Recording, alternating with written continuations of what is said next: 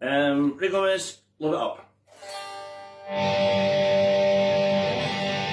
Okay, I might not be great at this one because I was only made aware of the song last week, and I kind of consider myself, it's like considering yourself, you know, Partick Thistle's greatest ever fan. I can consider myself to be the world's #1 Ray Gomez fan.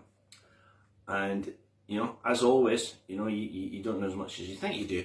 And a Facebook friend called Kevin Barnett very kindly said to me, Live It Up's a really good one, who plays guitar in it? Because we were talking about Narada Michael Walden. And I listened to it, and I think I messaged him and said, Kevin, that sounds to me like Corriere Sicce, and he came back and said, I've just looked at the credits, it's Ray Gomez, so who's a dumbass? I'm a dumbass, right? Now this is a keyboard song, it's a sort of synthy song, it's very, very much of its time, and it starts with a line of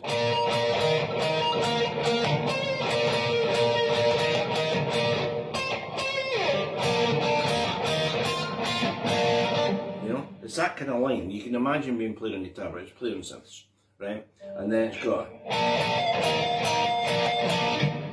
that. That's the Live It Up section in the middle. Now, the intro and the chorus are the same, but the intro's got the.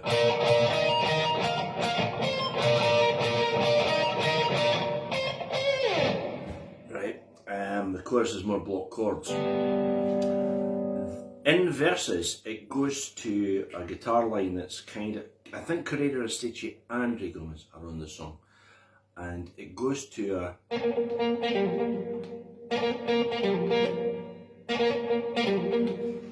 that kind of very clean twangy sound, kind of like what Steve Lukather did on Michael Jackson's Thriller album, you know.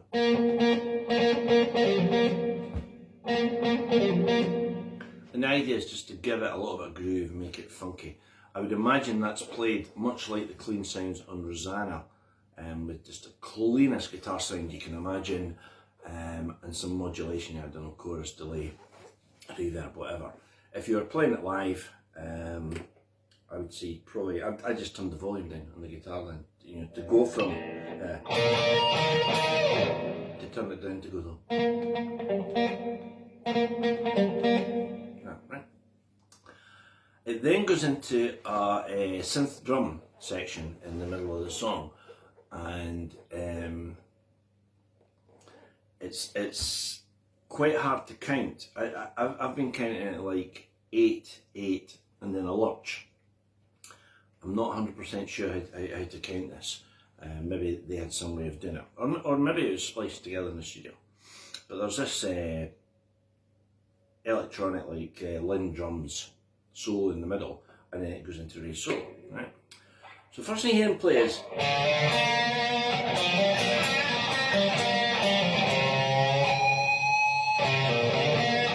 right? It's real Ray Gomez stuff. So we're coming off a C sharp. We're in G minor, stroke, B flat major. So there's a B flat note, and we're coming off C sharp, D, B flat, and then, right? I'm playing on the bridge position on the Strat, which is a much harsher sound than your famous quack position, or any of the other sounds on a Strat. But it kind of sounds to me like that's what he's doing, and he's pulling these harmonics, you know, like he does.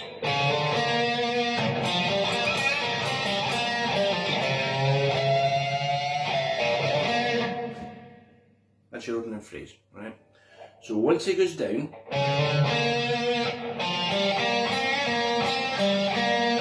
G, F, bend to C,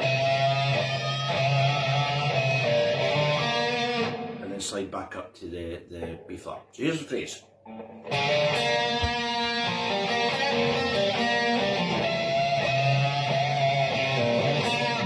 Right? Next phrase, we can back off the trail a little bit here.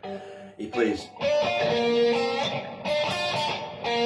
Right? The stress changes very, very slightly. First time it's. Right? So it's that line that's identical, but the emphasis changes very, very slightly. So we're playing D, F, B flat, and bend the C. And then jump up and bend the C.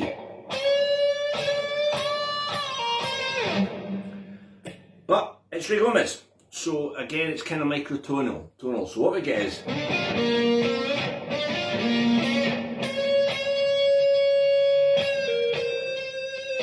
it's not a lot of vibrato, but what there is a note that's pitched between two tones. It's not,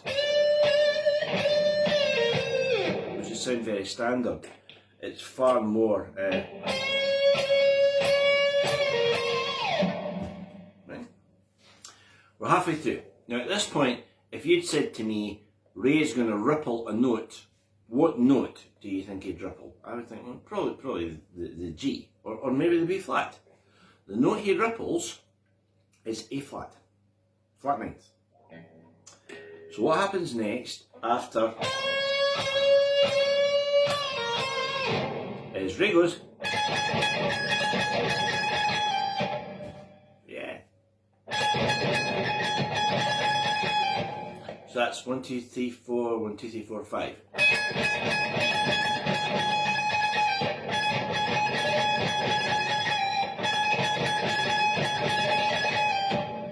Right? It's just one note. And then he plays.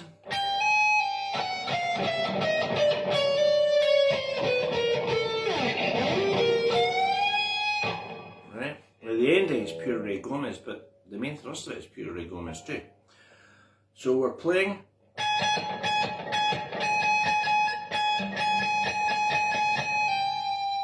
And then a chromatic line that you could go down one string. You could conceivably go. See what I'm doing? Just going down one fret. Or you could jump it. Now, if you adhere to the one finger per fret thing, you'll probably be able to go like that. See what I'm doing there?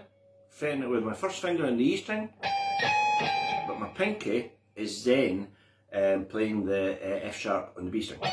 So, no, I tend not to play that way. I tend to, if I'm going to play a chromatic line, I'm far more likely to go like that and slur it, right? So I'd be more likely to go. Right? Entirely up to you, but those are the notes.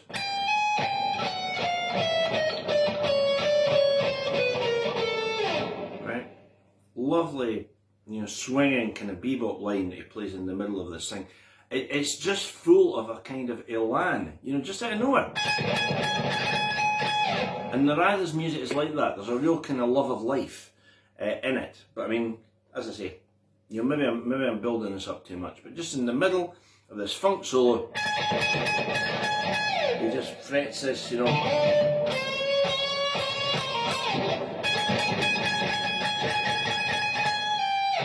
Love it, right? So I've got the chromatic line.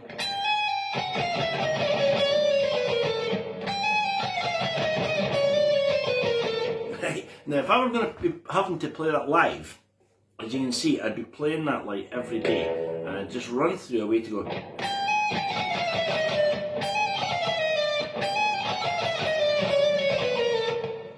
Till you can get it up to speed. But those are the notes, so it's up to you to go.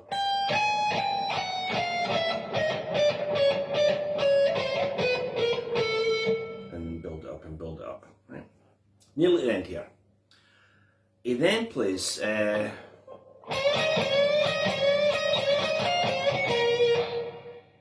what you think he plays, right? Which would kind of fit in, but you imagine it's going to land on the D note. You imagine he's going to play, but he doesn't. Ray Gomez. So he plays an E flat, and the note that he bends up to the E flat is the D. So he then plays.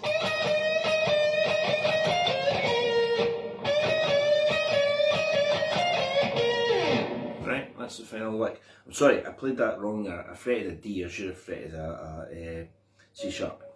So the final lick does fret the E flat, but it's.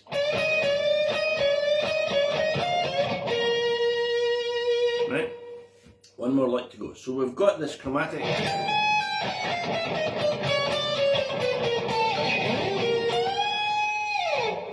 And that's a real Ray thing, you know, it's a real wild bend.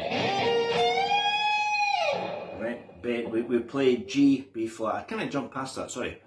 G, B flat, and then bend the F. That note, right? Then there is this. Right, real kind of funky phrase. Right, what we're doing there is we're fretting. I'll get it right this time. We're fretting the C sharp and we're bending it half a tone and we're fretting an E flat. High note F and landing on the B flat. We're nearly at the end now. But one more phrase and you can play it two ways, right? One way you can play it is this. Like that. Or you could try and fret it, or if you didn't have a tremolo on your guitar, you could go like that. So you could play the